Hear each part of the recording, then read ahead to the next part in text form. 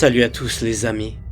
Pour ne rien manquer de mes prochains épisodes, pensez à vous abonner et activer la cloche de notification.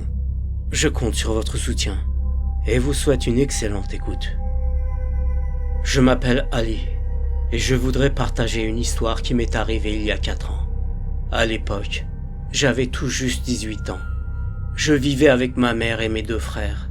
Mon père avait perdu la vie dans un accident de travail 9 ans plus tôt. Depuis sa mort, ma mère percevait une pension, mais elle ne suffisait pas à couvrir tous les besoins de la famille.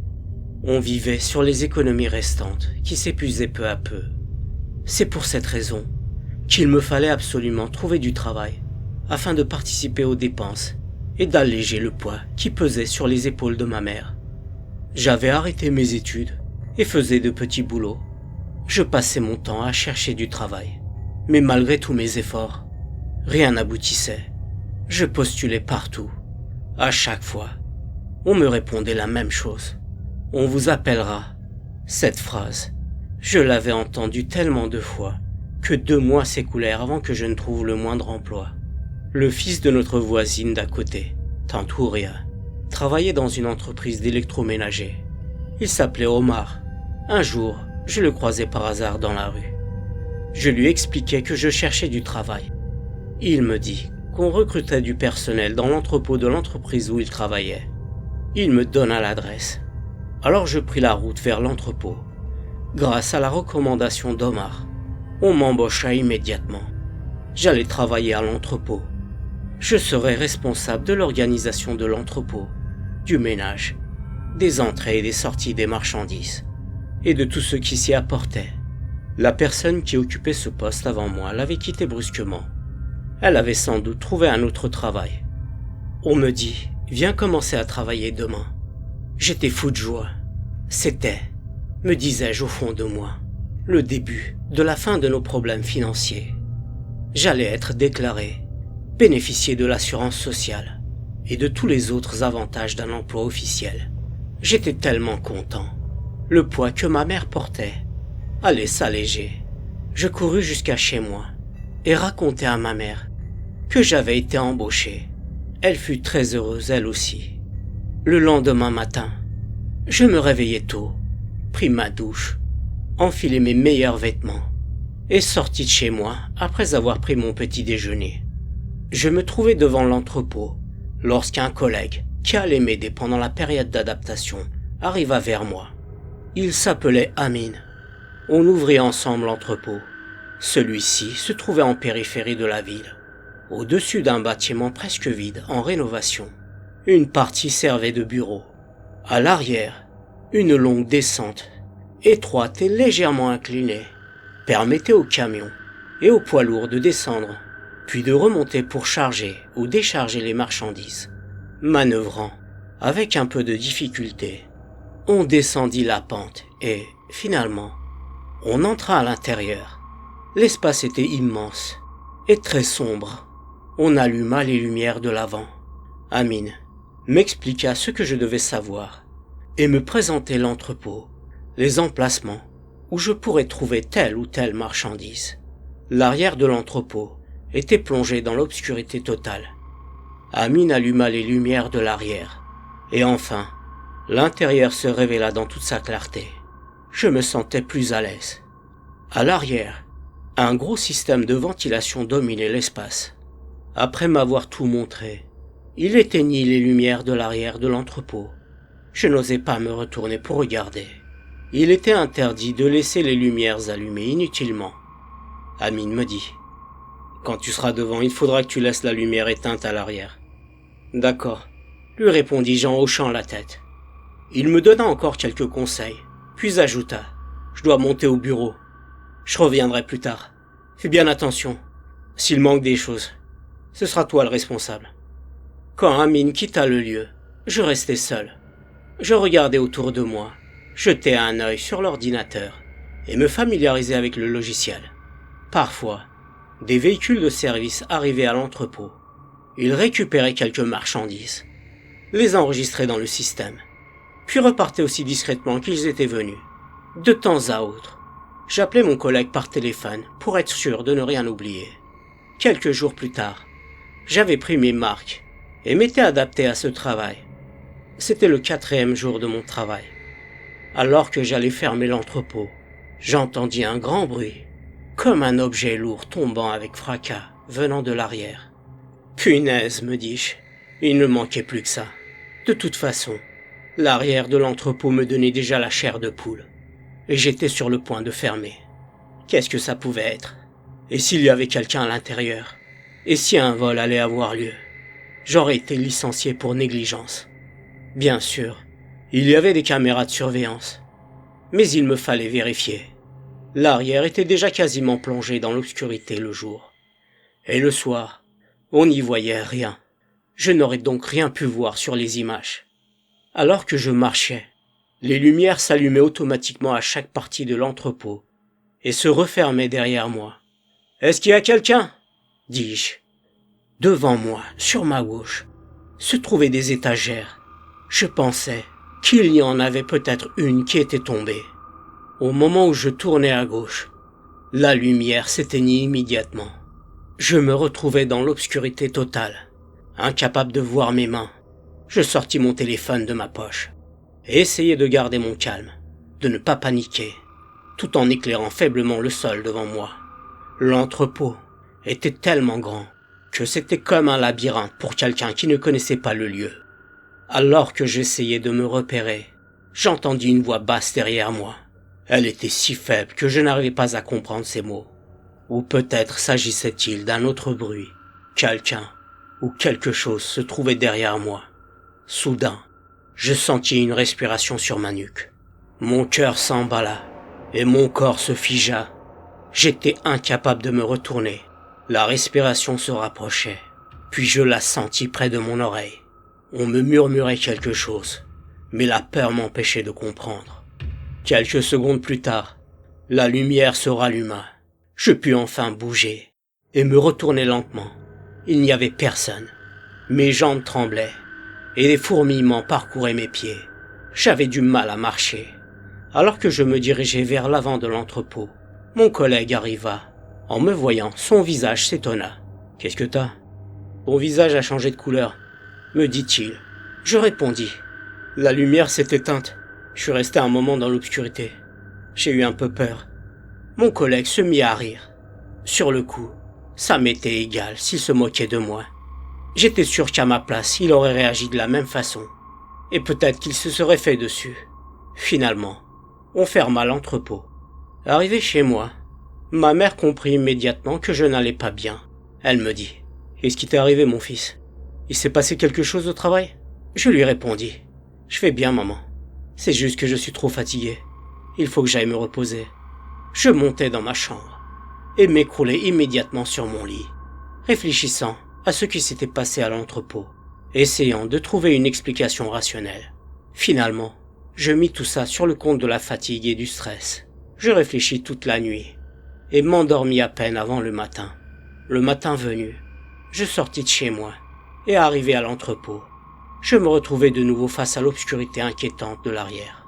Avec mon collègue, on suivait notre routine. Le temps s'écoula et le soleil se coucha. J'étais soulagé de ne pas avoir eu à aller à l'arrière ce jour-là. Alors qu'on s'apprêtait à fermer, le téléphone sonna. C'était le directeur. Il communiqua une liste de marchandises à lui amener avant de fermer l'entrepôt. Tout se trouvait à l'arrière, la peur au ventre. J'y allais, mais cette fois, alhamdoulilah, il ne m'arrivait rien. Amine me regardait de loin en riant. Puis, on ferma l'entrepôt. Arrivé chez moi, je m'allongeai sur le lit, toujours en réfléchissant à ces événements, et m'endormis. Le jour suivant, je pus terminer le travail et sortis sain et sauf de cet entrepôt qui me faisait de plus en plus peur. Le jour d'après, tout commença à changer. Ce jour-là, j'étais seul et devais aller à l'arrière pour faire l'inventaire. En passant d'étagère en étagère, je jetais parfois un coup d'œil entre les marchandises. À un moment, alors que je prenais des notes, je levai la tête et derrière l'étagère en face de moi, je vis une paire d'yeux me fixer. Ils étaient à peine 2 étagères plus loin. Mon sang se glaça. Je demandai « Qui t'es ? Qu'est-ce que tu fais ici ?» Aucune réponse. La lumière de la lampe au-dessus de ma tête faiblissait, grésillait, puis s'éteignait et se rallumait frénétiquement. Je gardais les yeux fixés sur ces deux yeux pour ne pas le perdre de vue et reculais. Alors que je m'apprêtais à me retourner à fuir, j'entendis un cri aigu au creux de mon oreille. La peur me fit perdre l'équilibre et je tombai au sol. En essayant de me relever, j'entendis les rires à gorge déployée de notre chef Saïd. Je tournai la tête vers lui.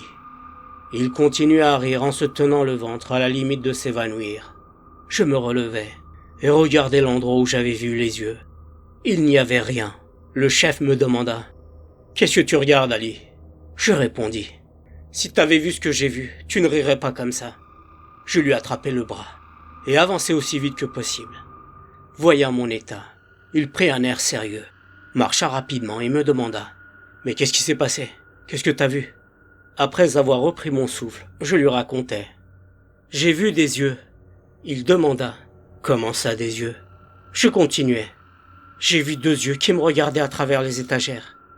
Et la semaine dernière, la lumière s'était éteinte derrière moi. Et j'ai senti la respiration de quelqu'un sur ma nuque, avec une voix qui m'a murmuré quelque chose à l'oreille. » Le chef s'arrêta de poser des questions, détourna le regard et observa autour de lui. Après un instant de réflexion, il me dit « Écoute, j'avais besoin de rire un peu, c'est tout. Pour être honnête, ces derniers temps, je me sens mal à l'aise dans cet entrepôt. J'ai vécu moi aussi des événements étranges. Et je commence à comprendre un peu mieux ce qui est arrivé à ton prédécesseur Sami. » Je lui demandai qu'est-ce qui s'est passé pour lui. Il avait sans doute remarqué mon inquiétude. Et pour ne pas me faire fuir, il ajouta « Oublie ça, c'est pas très important. » Puis il se mit à raconter des histoires anodines.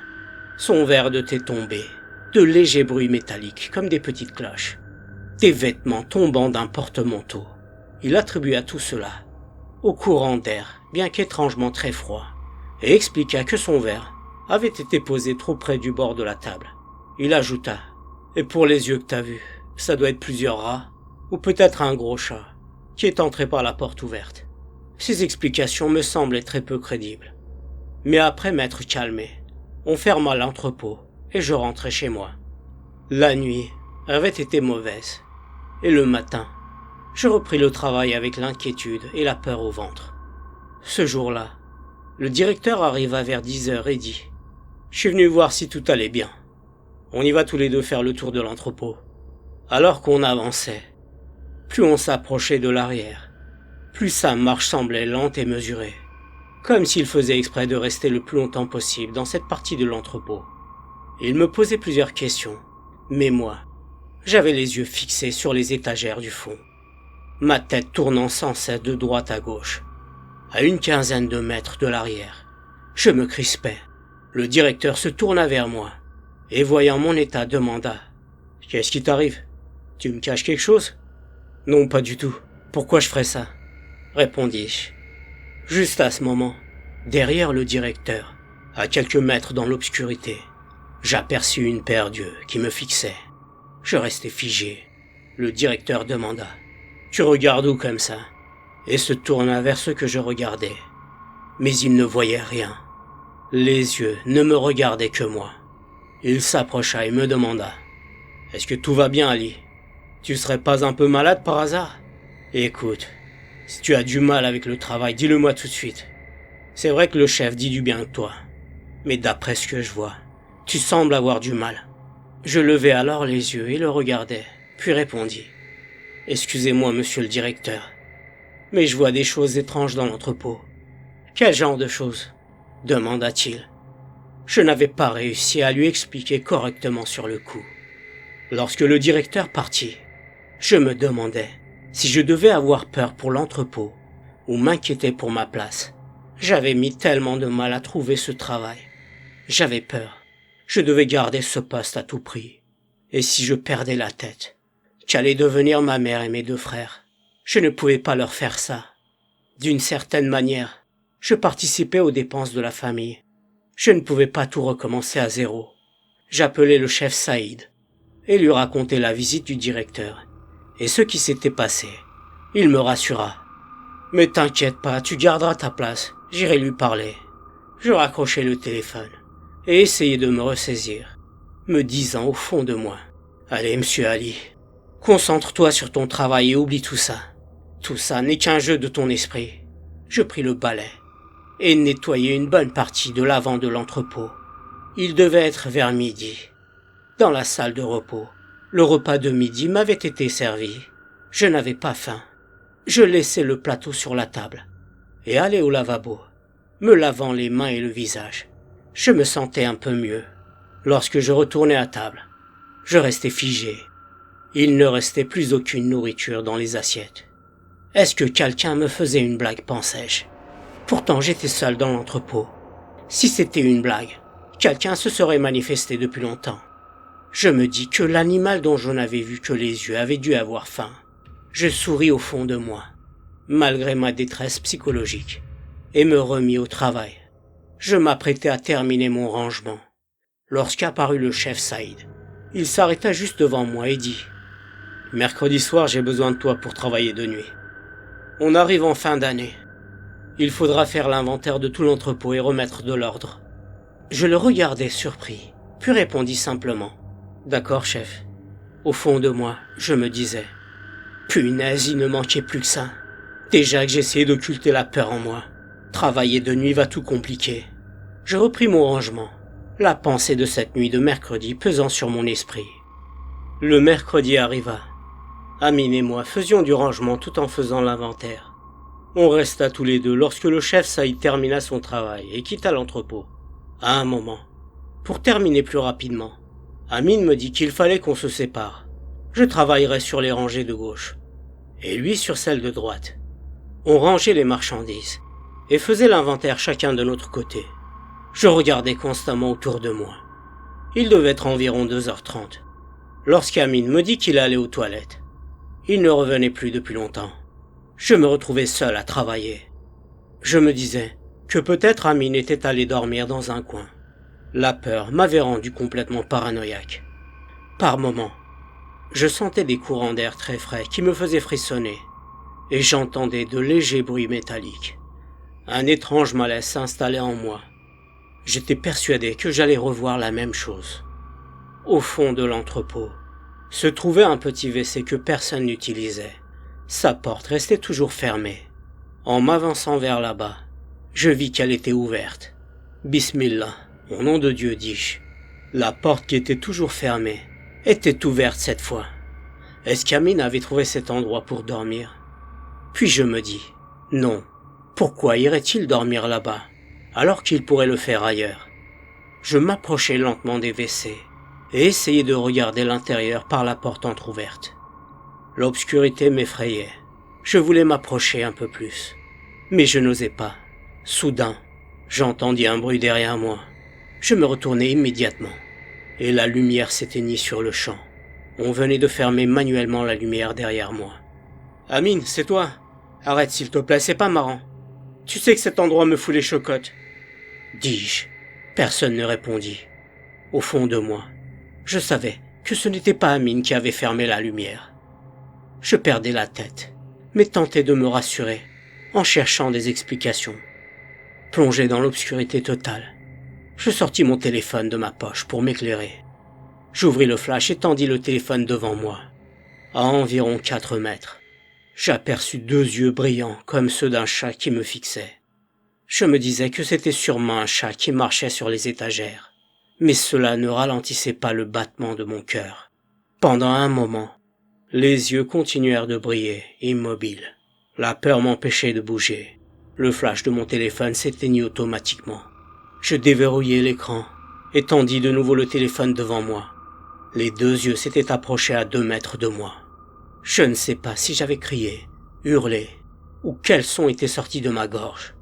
Mais je courus quasiment à l'aveugle dans l'entrepôt, le téléphone en main avec mon flash qui éclairait très mal. Je courus tout droit vers l'avant de l'entrepôt. Les lampes s'allumaient automatiquement devant moi. Alors que je courais, je me retrouvai face à Amine qui avait tout l'air d'être réveillé de son sommeil. J'étais soulagé de le voir. Il m'arrêta et demanda « Qu'est-ce qui t'arrive, Ali? Qu'est-ce que t'as fait ?» Je l'attrapai par le bras et l'entraînai en courant avec moi. Amine sentit ma peur et on sortit dehors. Dehors, je m'adossai sur un réverbère, tâchant de reprendre mon souffle et de me calmer. Amine continue à me demander ce que j'avais vu. Quand je retrouvais mon calme, je lui racontais tout. Il semblait effrayé, mais me dit « Il y a un travail à terminer. Si tu veux, reste ici un moment pour reprendre ton souffle et te calmer. Mais on doit continuer jusqu'au matin. » Puis il entra à l'intérieur. Quant à moi, l'idée de fuir le travail me traversa l'esprit. Mais je me disais que si je ne travaillais pas, je ne toucherais pas mon salaire, même pour quelques jours seulement. Amine sortit de l'entrepôt quelques instants plus tard. « Écoute Ali, c'était sûrement qu'un chat que t'as vu. Ne me laisse pas seul à l'intérieur. Tu pourrais t'asseoir pendant que je travaille jusqu'à ce que tu te sentes mieux. » Finalement, je rentrai à l'intérieur. Je n'avais pas vraiment le choix. Jusqu'au matin, on ne faisait que parler, Amine et moi. C'était sûrement parce qu'on avait tous les deux peur. On évitait soigneusement l'arrière de l'entrepôt. On s'était dit qu'on terminerait le travail du fond au matin. Quand le jour se leva, on alla vers l'arrière malgré la peur. On reprit l'inventaire, étagère par étagère. On compléta les listes manquantes et on vérifia les quantités une dernière fois. Finalement, on termina tout le travail. Le chef Saïd arriva. « Vous avez terminé, les jeunes ?» dit-il. On hocha la tête. On était incapable de répondre. Le chef pensa que notre état venait simplement du manque de sommeil. Il vérifia rapidement, signa nos listes d'inventaire et les emporta avec lui. En rentrant chez moi, je mangeai rapidement. Je pris une douche, puis m'allongeai sur mon lit. C'est là que les pensées commencèrent à tourner dans ma tête. Et si ce n'était pas un animal comme je l'avais cru? J'avais l'impression que mon esprit essayait de me cacher quelque chose. Comme si une partie de moi refusait de voir la vérité. Je me redressai brusquement. Je me levai, pris mon téléphone et me mis à chercher sur Internet. Forums, témoignages, histoires auxquelles je n'avais jamais prêté attention auparavant. Tout disait la même chose. Cette chose ne faisait pas partie du monde animal. Elle appartenait aux entités maléfiques. On disait qu'elles aimaient les endroits sombres, calmes, cachés, les lieux abandonnés, les recoins oubliés, loin de la foule et de la lumière. Une phrase revenait sans cesse dans les témoignages. Elle craignait les prières et les invocations. À ce moment-là, je compris qu'il me fallait me préparer. Je téléchargeai les enregistrements de prières protectrices sur mon téléphone. Le jeudi après-midi, avant de commencer le travail, je fis mes ablutions, puis sortis de la maison. J'arrivai à l'entrepôt. « Bismillah, au nom de Dieu » murmurai-je en tournant la clé. J'entrai du pied droit. J'avais besoin de me sentir protégé. J'étais seul à l'intérieur. Je mis mes écouteurs et lançai la lecture des enregistrements sur mon téléphone. Par moments, j'enlevais les écouteurs et faisais retentir les récitations à volume maximum. À d'autres moments, je fermais mon téléphone et priais en silence tout en travaillant. Tout se passa normalement pendant plusieurs jours. Je travaillais l'esprit apaisé, serein. Je me sentais en sécurité avec les prières. Même le soir, je n'avais plus cette crainte qui me rongeait. Mon collègue Amine et le chef Saïd semblaient contents du changement de mon état d'esprit. Le samedi soir, avant de fermer l'entrepôt, Amine et moi, on fit le nettoyage habituel. On termina tôt, car on n'avait travaillé qu'une demi-journée. J'étais rentré chez moi et passé du temps avec ma mère et mes frères. Ma mère me dit « Ça me fait vraiment plaisir, mon fils, de te voir avec autant de joie. Tout se passe bien dans ton travail ?» Bien évidemment, je ne lui avais jamais parlé de ce que j'avais vécu là-bas. Je ne voulais en aucun cas que la charge qu'elle portait déjà sur ses épaules s'alourdisse avec mes problèmes. Le soir, je m'endormis tranquillement.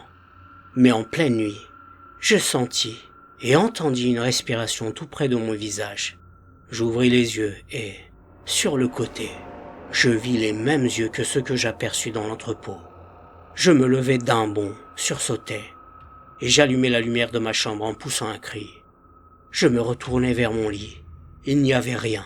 La chose avait disparu. La chose m'avait-elle suivi jusqu'à chez moi? Ou n'était-ce qu'un rêve? Je ne retrouvais pas le sommeil jusqu'au matin. En arrivant à l'entrée, je racontai ce qui m'était arrivé à Amine, pour une raison qui m'échappait sur le moment, et que je compris plus tard. Amine me crut et me dit « Je suis désolé pour toi. mais je crois que tu les as dérangés d'une manière qui m'échappe. Et cette chose t'a suivi jusqu'à chez toi. Le soleil se coucha très tôt. L'entrepôt restait pratiquement toute la journée dans l'obscurité. Le soir venu, il ne se passa rien d'anormal. Cette semaine, j'allais compléter mon premier mois de travail. Et je devais recevoir mon salaire sur mon compte. Il fallait être patient. Mais c'était très difficile pour moi. Le problème ne venait plus seulement du travail. La chose m'avait suivi jusque chez moi. Je réfléchissais à ce que je devais faire. Je rentrais chez moi. Je n'avais pas faim. Je pris une douche, puis j'allais dans ma chambre. Je m'allongeais sur mon lit. Je n'arrivais pas à trouver le sommeil jusqu'au milieu de la nuit. Vers le matin, je sentis une fraîcheur sur mon visage. Je sursautais en me redressant dans mon lit. Je regardais autour de moi, mais il n'y avait personne à part moi. En entendant le bruit que j'avais fait, ma mère entra dans ma chambre et me demanda « Qu'est-ce que t'as, mon fils ?» Je lui répondis « J'ai rien, maman. Je fais des cauchemars de temps en temps, c'est tout. » Ma mère quitta ma chambre, alla dans la salle de bain, fit ses ablutions, puis revint et se mit à réciter le Coran. Après avoir terminé, elle me caressa la joue et dit « N'aie pas peur, mon fils. Ne néglige pas tes prières, tout ira bien, Inch'Allah. » Je me sentis tellement bien que je voulais tout lui raconter. Je lui dis « Maman, j'ai vu une chose qui m'a fait peur dans l'entrepôt. Je l'ai vue ici aussi. J'ai l'esprit confus. J'avais vidé mon sac. Je me sentais plus léger. » Ma mère me demanda « Qu'est-ce que t'as vu? Raconte-moi tout. » Je répondis « 2 yeux, maman. » Ils me regardaient dans l'obscurité. Ils brillaient comme ceux des chats. Ma mère comprit. Elle dit simplement « N'y va plus là-bas, mon fils. » Je répondis « J'ai vu la même chose ici, maman. » Ma mère baissa la tête, réfléchit un instant, puis me dit « D'accord, va au travail, mon fils. On s'en occupera demain, Inch'Allah. » Le matin, au travail, pendant la pause de 10 heures, Amine arriva à côté de moi avec un mug de café à la main. Il s'assit en face de moi et me dit « Ali, il faut que je te fasse une confidence. » Je lui répondis « Vas-y, je t'écoute. » Il dit « Mon collègue, celui qui travaillait avant toi à ta place, disait avoir vu les mêmes choses que toi. On ne l'a jamais pris au sérieux. Moi et le chef Saïd, on le taquinait de temps en temps. C'était pas méchant. Au début, il nous en parlait souvent.